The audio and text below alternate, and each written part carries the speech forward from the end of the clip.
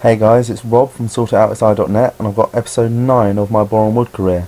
You may remember from the last video that I was on the brink of the end of my third season. Now I was in League 2 after back-to-back promotions and I was very close to getting in the playoffs. You can see that my last few games weren't amazing. In fact, my entire season's been a bit inconsistent. Win, draw, lose, win, draw, lose, lose, draw, win. But it hasn't been too bad, and I've made it, as you can see up here, into 7th place, which is the final playoff spot in League 2, because 4 teams get promoted, 3 automatic, and then of course 4 for the playoffs.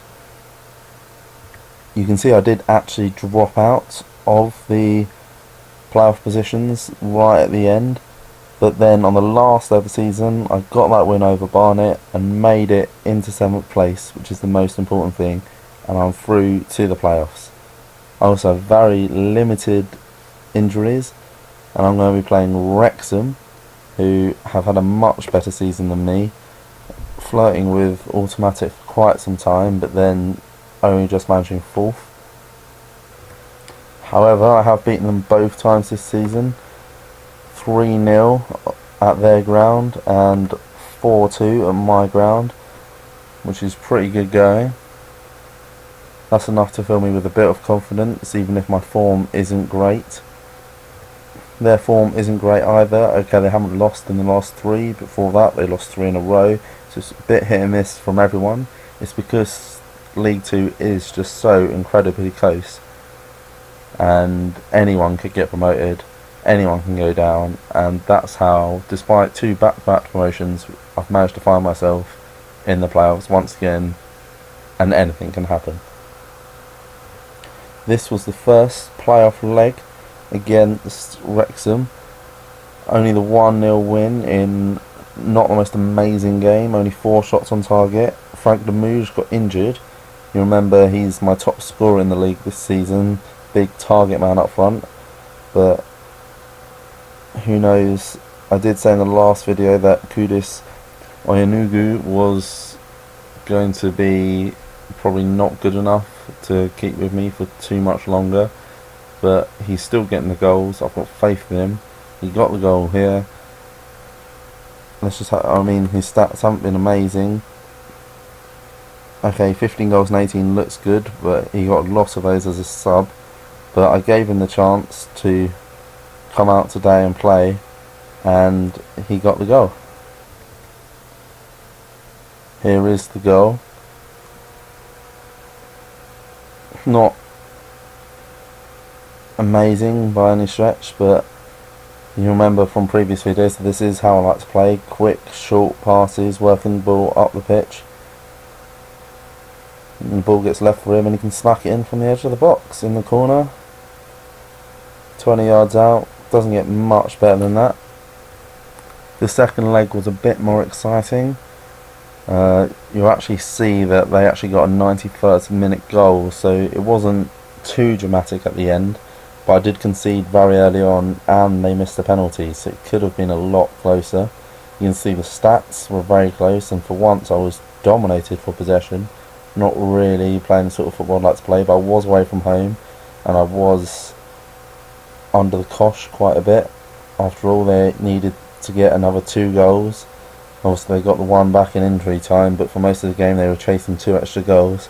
See, from the 20th minute actually, when Andy Mangan scored after Kudus Onuga got the 9th minute equaliser just 2 minutes after they took the lead. You may remember that Frank de Mouge got injured in the last game, so he was out for this game. That's why Andy Mangan came back in.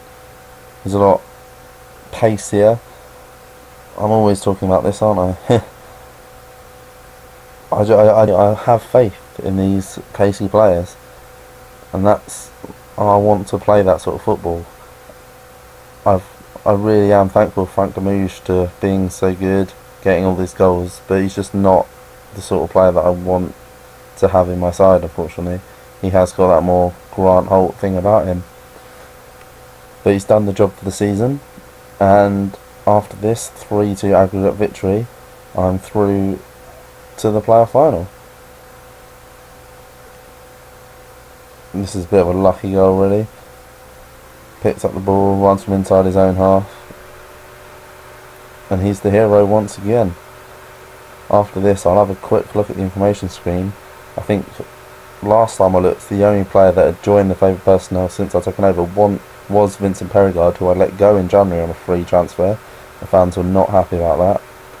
You can see why I perhaps didn't have all the possession this time. Playing the long ball, that was a bit scrappy. Carl Price really the creator there, bombing inside the box and having his shot reflected. But Andy Mangum was there, he's the poacher. He was there on hand to get the goal. And this is in the 91st minute. I conceded a few corners, not always that happy about it. Got Dan Byrne and Luke McGullagh at the back, who I think should be doing a better job. This is the information screen that I said I'd take a look at. You see I've still only got 166 season ticket holders, despite having a much bigger stadium than that, and still I'm not down as favoured personnel, and the only player who I've signed who's now joined it is Vincent Perigard, who's now at Burton, and I don't think he's scored for them yet. No, 4 games, no goals. So that's a shame, but now on to the playoff final. And it was against Northampton Town. You can see maybe not the most exciting game, but I'd call that fairly dominant. Twice as many shots, more possession. I went down in the 2nd minute, which maybe had something to do about it, because then I had to go on the offensive, didn't I? I had to take the game to them. I had to try and remain in control. I didn't really have any injuries apart from Frank Demouge, so still the full strength team out there. Colin Newton again man of the match, he's been quality. Carl Price, I still love him to bits, he's still my favourite player in this game. But my average rating wise, he's not necessarily a top player. Here's the early goal from Northampton.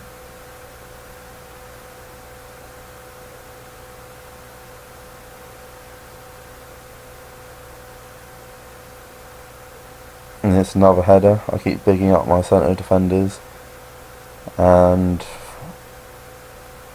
no, I don't know.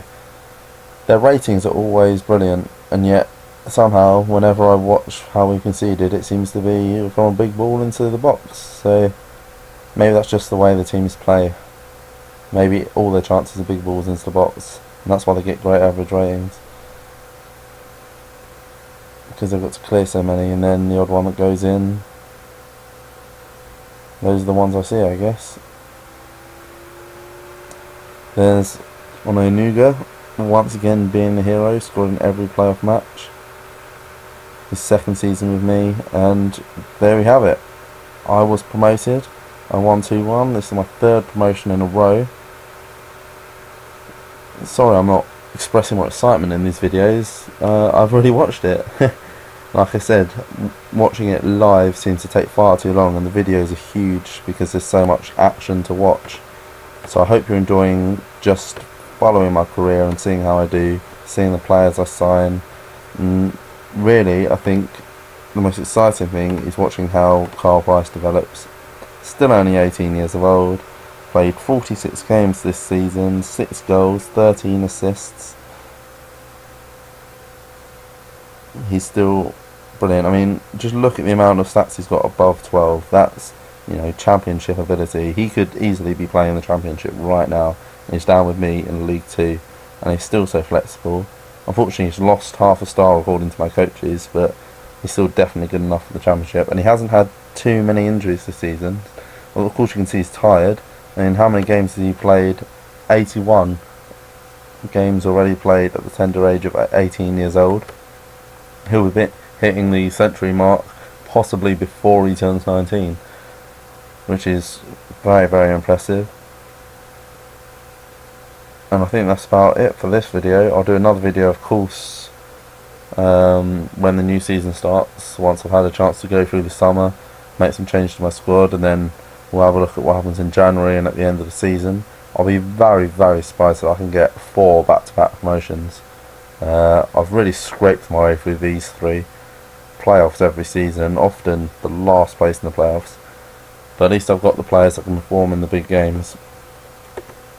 If you just want to have a look, people might ask, there's my average ratings. Dan Byrne, Luke McGullagh, my 2 centre backs, Angulos Tizakoulis, he's been incredible. So is Connor Newton. Carl Price up there as well. Obviously Frank de Mouge getting the goals. But there you have it. Of course I'm going to lose Dan Burn and Frank de Mouge. So that's going to be a big problem with League 1. This seems to happen every single season. I lose my star players because they're on loan. All their contracts are running out. In this case only Connor Okus, who I'm not sure, he's still got decent stats, but he hasn't played that much for me over the last few seasons. I might just let him leave. We'll see how the contract negotiations go. I guess if he doesn't want a huge amount of money, he's decent as a squad player. But for now, there will probably be a raft of changes over the summer again, as there always is in these lower leagues. But I've got the core of my young squad that should be good enough to make the step up to League 2, and will continue to improve the more games they play, and that's the important thing. But anyway, promotion from League 2, 3 back-to-back promotions. I'm over the moon. Thanks for tuning in. Don't forget to subscribe and give a thumbs up. Thanks a lot.